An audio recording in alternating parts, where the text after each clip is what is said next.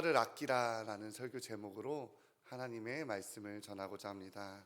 오늘 에베소서 5장 15절에서 21절 말씀을 통하여서 세월을 아끼는 삶이라는 설교 제목으로 하나님의 은혜를 나눌 것인데, 특별히 에베소서는 지금 담임 목사님께서 거의 마무리돼 가는데 이제 강해 설교를 하고 계셨는데, 그 중에 제가 은혜됐던 말씀을 오늘 조금 전하고자 합니다.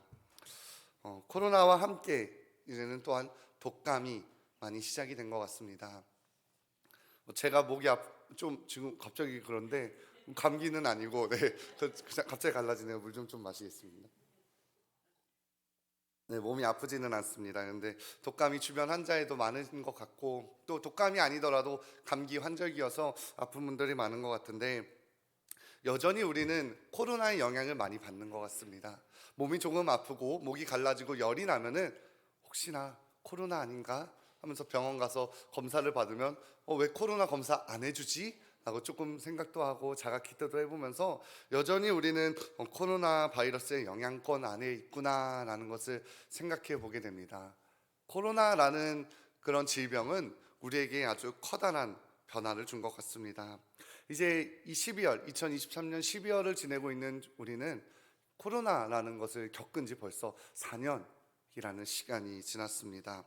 4년 동안 우리는 많은 변화를 겪었습니다. 외출할 때는 마스크를 챙겨야 되고, 그리고 이제는 한 사람 한 사람의 개인의 건강이 더욱 위생 관리라는 것이 중요하다는 것을 깨달았고, 그리고 꼭 필요한 만남이 아니라면 몸이 조금 안 좋다면은 그 만남을 자제하고 가지 않는 그러한 우리의 습관도 생겼습니다.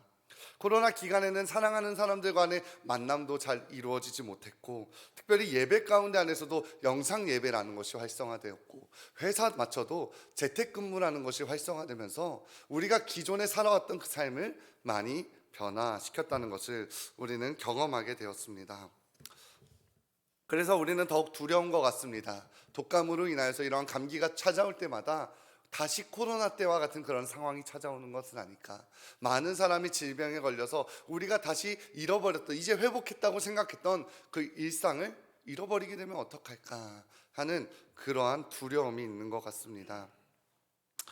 많은 문화와 체계의 정서가 바뀌면서 우리는 이제 이 질병으로 인하여 코로나라는 것이 무서운 것이 아니라 그것으로 인하여 우리의 삶이 변화가 된다는 것이 많이 두려운 것 같습니다. 다시 한번 우리가 그 변화를 겪게 되는 것이 두려운 것이지요.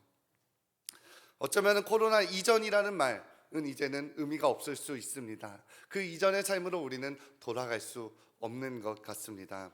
그렇다면 우리는 그 이후의 삶을 계속해서 준비해 나가야 합니다. 앞으로도 이러한 질병은 오게 될 것이며 우리가 새로운 삶의 변화는 계속해서 생길 것이라는 것입니다.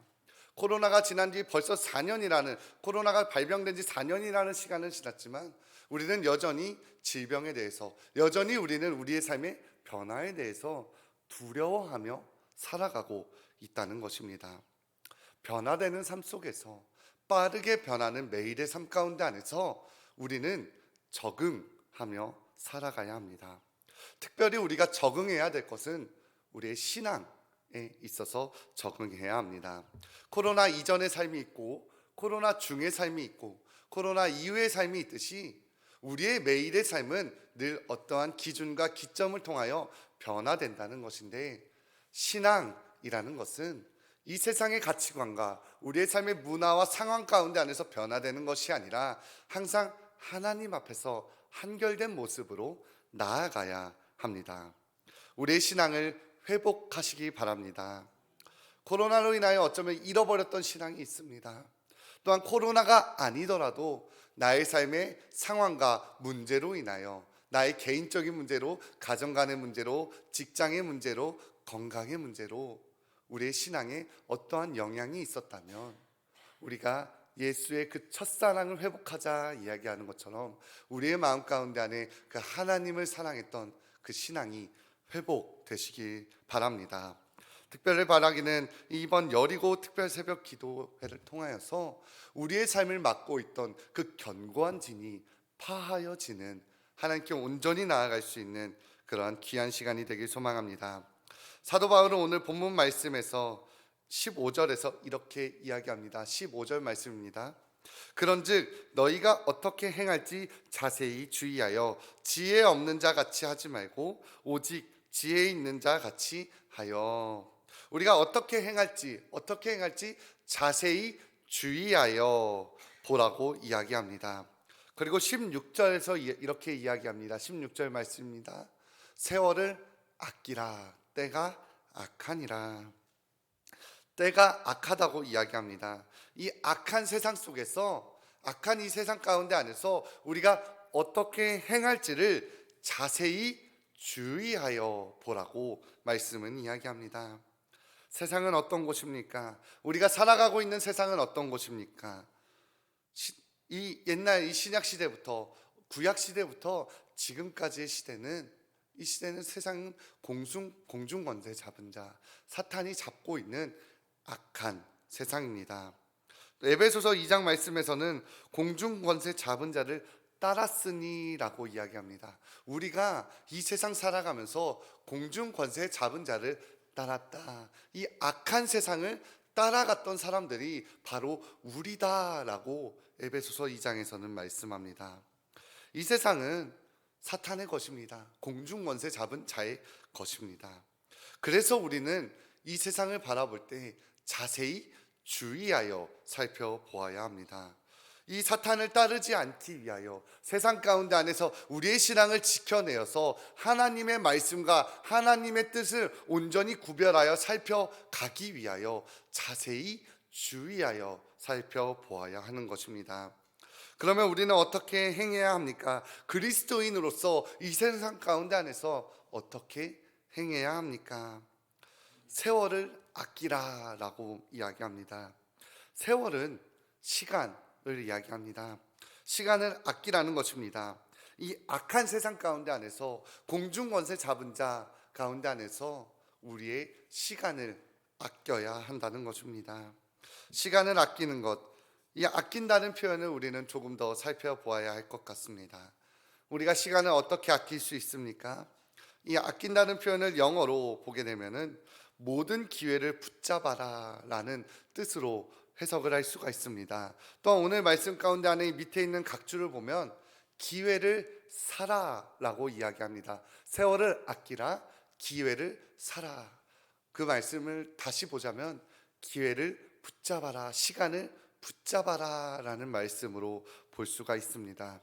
또한 원어 헬라어로 봤을 때는 이 단어의 의미가 속량을 이야기할 때 주로 사용된다는 것을 볼 수가 있습니다. 세월을 아끼라, 우리 성경에서는 세월을 아끼라고 이야기하지만 영어와 이 원어의 말씀을 통하여서 좀 더 풀어서 보자면 시간을 붙잡아라, 시간을 잘 활용하라, 구원을 중점으로, 속량을 중점으로 우리의 시간을 잘 활용해야 된다라는 것입니다. 그것이 바로 세월을 아낀다는 것입니다. 하나님께서 허락하신 시간을 우리가 낭비해서는 안 된다는 것을 말씀은 이야기하고 있습니다. 시간을 어떻게 낭비하지 않습니까?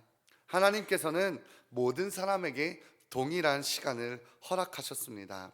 하루라는 시간을 허락하셨고 우리를 이는 24시간으로 나누고 살아갑니다. 그런데 모든 사람이 이 24시간을 살아가는 그 모습이 다르다는 것입니다. 어떤 사람은 부지런하게 일찍 일어나서 하루를 시작합니다. 어떤 사람은 잠을 자는데 하루의 대부분의 시간을 사용합니다. 어떤 사람은 일을 하는데 많은 시간을 사용합니다. 또 어떤 사람은 노는 것에 많은 시간을 사용합니다. 이 시간이라는 것은 모두에게 동일하게 주어지지만 모든 사람이 그 시간을 각자 다 다르게 사용하고 있습니다. 그리고 어떻게 사용하냐에 따라서 그 의미가 달라지는 것을 보게 됩니다. 우리가 시간을 의미 있게 사용하지 못하면 그저 그 시간은 흘러가 버리는 시간이 됩니다. 그냥 사라져 버리는 것입니다. 사라져 버리는 것입니다. 오늘 말씀에서 이야기한 세월을 아끼는 것, 시간을 잘 활용하는 것, 그것은 그 흘러가는 시간 가운데 안에서 우리가 그 시간을 붙잡음으로 인하여 그 시간을 더욱더 의미 있게 사용하라는 것으로 해석할 수가 있습니다. 흘려보내는 시간을 지켜내라는 것입니다. 그래서 자세히 주의하여 살펴보라고 이야기합니다. 우리의 삶을 되돌아보시기 바랍니다. 나의 삶에 헛되게 보내는 시간이 있는가? 나의 삶에 그냥 흘려보내는 시간이 있는가 생각해 보시기 바랍니다. 헛되고 의미 없는 시간은 지혜 있는 자, 지혜 없는 자 같이 보내는 시간입니다. 말씀에서는 이렇게 이야기합니다. 지혜 없는 자 같이 행하지 말고 오직 지혜 있는 자 같이 하여. 지혜가 없다는 것은 그 사람은 미련한 사람이며 어리석은 사람이라는 것을 시편의 말씀을 통해서 우리는 알 수가 있습니다. 이들은 하나님으로부터 떨어져 있는 사람을 의미합니다. 지혜 없는 자 같이 하지 말고 라는 말씀은 하나님께 속해 있지 않은 사람들, 세상 사람들과 같이 하지 말고 오직 지혜 있는 자 같이 하라라고 말씀합니다. 오직 하나님께 속해 있는 자 같이 행하라 라고 말씀하는 것입니다. 즉 사도 바울의 말씀을 정리하면 이렇습니다. 세상이 악하다. 이 악한 세상 가운데 안에 우리가 행동해야 할 것은 세월을 아끼는 것이다. 시간을 붙잡아야 하는 것이다. 우리의 삶을 그냥 낭비하고 허비하고 흘려보내서 쓸데없이 살아가는 것이 아니라 하나님께 속한 자답게, 그리스도인답게 그 시간을 붙잡으면서 살아가라 라는 것입니다. 그것이 악한 세상 가운데 안에서 그리스도인이 살아가야 하는 방법이라는 것입니다. 우리는 세월을 아껴야 합니다.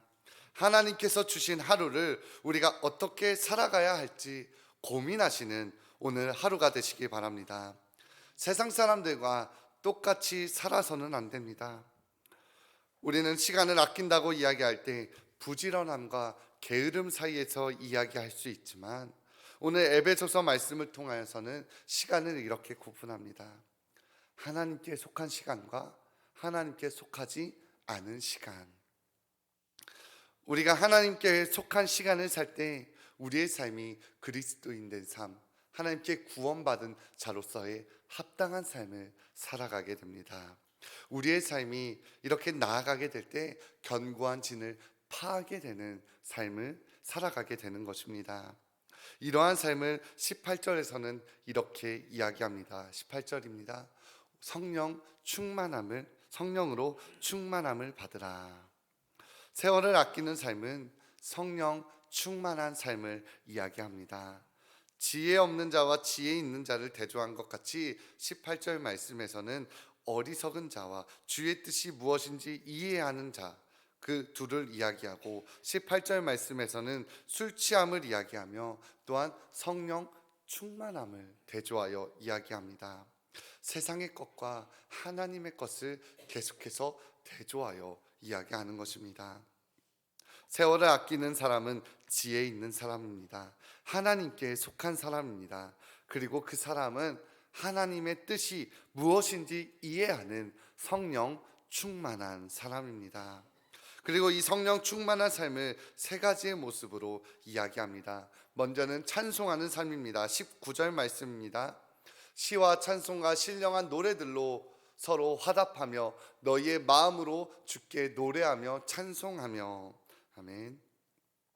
우리의 마음으로 세월을 아끼는 삶, 성령 충만한 삶은 찬송이 있는 삶입니다. 하나님을 찬양하며 살아가는 삶입니다. 우리의 마음으로 찬양하는 것입니다. 우리를 구원하신 하나님을 찬양하기 소망합니다. 하나님께서 우리에게 주신 그 은혜와 사랑을 찬양하며 나아가는 귀한 오늘 하루가 되시기 바랍니다. 이 찬양은 예배와 빼놓을 수 없는 관계를 가지고 있습니다. 다윗은 예배를 드리러 나아갈 때, 성전에 올라가며 나아갈 때 그 찬양을 늘 빼놓지 않았습니다. 우리가 하나님을 찬양하며 살아가는 삶, 그 삶을 통하여 하나님께 예배 드리는 삶을 사시길 소망합니다. 성령 충만한 삶은 하나님을 찬양하며 하나님께 예배 드리는 예배자의 삶을 사는 것을 의미합니다. 두 번째로 성령 충만한 사람은 하나님께 감사한 삶을 살아갑니다. 20절 말씀에서는 이렇게 말씀합니다. 범사에 우리 주 예수 그리스도의 이름으로 항상 아버지 하나님께 감사하며. 감사하는 삶을 사는데 여기서 표현하는 것은 항상이라고 이야기합니다. 항상 감사한다는 것은 내 삶에 기쁜 일이 있을 때만 기뻐하는 것이 아니라 하나님께서 내게 주신 은혜로 말미암아 성령 충만함으로 말미암아 어떠한 삶 속에서도 내가 감사하다는 것입니다. 그 말인즉슨 내가 기뻐할 수 없는 상황 속에서도 기뻐하며 내가 힘든 상황 가운데 안에서도 하나님께 감사하며 나아간다는 것입니다. 성령 충만한 사람은 그러한 삶을 살게 됩니다. 항상 주님 안에서 아버지의 뜻 가운데 안에서 하나님께 감사하며 살아가시길 소망합니다. 우리는 감사할 줄 알아야 합니다. 나를 구원하신, 나의 죄를 속량하신 주 예수 그리스도의 이름으로 감사하며 살아가야 합니다. 이 모든 것이 하나님의 은혜를 고백하며 살아가야 합니다. 마지막 세 번째입니다. 그리스도를 경외함으로 피차 복종하는 것입니다. 21절의 말씀입니다. 그대로입니다. 그리스도를 경외함으로 피차 복종하라. 성령 충만한 삶은 하나님을 경외함으로, 예수 그리스도를 경외함으로 서로 피차 복종하며 살아갑니다. 바로 하나님을 사랑함으로 하나님께 예배드리고 하나님의 은혜로 말미암아 감사한 삶을 삶으로 인하여 내 주변 사람들에게 선한 능력을 복종하는 선한 능력을 끼치며 살아가는 것입니다. 서로를 존경하며 서로를 배려하며 공동체를 세워가며 이웃을 섬기며 살아가는 것, 그것이 성령 충만한 자의 삶이라는 것입니다. 설교를 정리하겠습니다. 말씀을 정리합니다. 우리가 세월을 아끼길 소망합니다. 세월을 아낀다는 것이 무엇이었습니까? 시간을 붙잡는 것입니다. 시간을 그저 흘려보내는 것이 아니라 그 시간을 의미 있게 사용하는 것인데, 그 의미는 어디에 있느냐? 하나님의 뜻에 있다는 것입니다. 오늘 우리의 삶 가운데 안에서 이 여리고 특별 새벽 기도회 가운데 안에서 우리가 더욱더 하나님께 속한 자가 되길 소망합니다. 하나님께 속하여서 하나님의 말씀을 묵상하며, 특별히 어제 이제 대림절 묵상집을 나눠주었는데 이 성탄절을 준비하면서 예수 그리스도의 그 오심을 묵상하면서 나의 삶이, 나의 마음이 더욱더 하나님께 속한 삶이 되겠다 하는 마음으로, 하나님 나에게 성령 충만함을 허락하여 주시옵소서. 그래서 나의 삶에 찬양과 예배드리는 그 감사가 있게 하여 주시고, 하나님을 사랑함으로 우리의 이웃 가운데 안에서 예수 그리스도로 말미암아 서로 복종하며 나아가는 귀한, 하나님께 영광 돌리는 귀한 삶을 살게 해달라고 기도하고 결단하시는 귀한 시간 되시길 주님의 이름으로 축원합니다. 기도하겠습니다. 하나님 아버지 감사합니다. 오늘도 주 앞에 나아옴으로 인하여 하나님 우리의 삶 가운데 있는 그 견고한 진을 파하며 나아가고자 함에 감사합니다. 주님, 우리를 불러주시고 말씀을 듣게 하시고 또한 이 시간 기도하게 하심에 감사합니다. 주님, 우리가 기도하며 나아갈 때 성령 충만함을 허락하여 주시옵소서. 주님, 우리가 기도하며 나아갈 때 우리가 하나님의 뜻에 합당한 삶을 살게 하여 주시고, 정말 성령 충만함을 인하여 하나님을 찬양하며 하나님께 예배드리며 감사하며 우리의 삶 가운데 안에서 서로 피차 복종하는 귀한 그리스도인의 삶을 살 수 있도록 주여 인도하여 주시옵소서. 세월을 아끼고 싶습니다. 말씀을 붙잡고 싶습니다. 하나님께 속한 자가 되어서 하나님의 뜻 가운데 안에서 나아가는 우리가 되게 하여 주시옵소서. 감사드리며 예수님의 이름으로 기도합니다. 아멘.